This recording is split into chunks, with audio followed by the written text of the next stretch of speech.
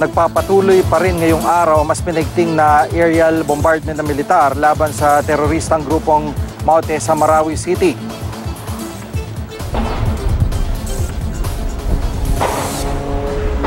Binomba ng militar ang hininalang kuta ng Maute sa hilagang silangan ng syudad. Ang mga terorista sinunog pa ang ilang bahay at gusali.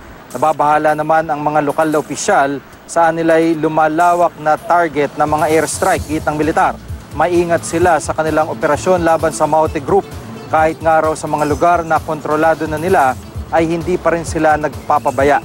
Posibleng naghihintay lang mga terorista ng pagkakataong umatake lalo pat tila kabisado nila ang pasikot-sikot ng Marawi. Ayon kay Lieutenant Colonel Joer Herrera na tagapagsalita ng 1st Infantry Division, may reinforcement pa umanong Maute nagbabalak na pumasok ng Marawi. Sa ngayon, hindi pa rin tiyak kung kailan talaga tuluyang mapapalis ang mga terorista sa Marawi.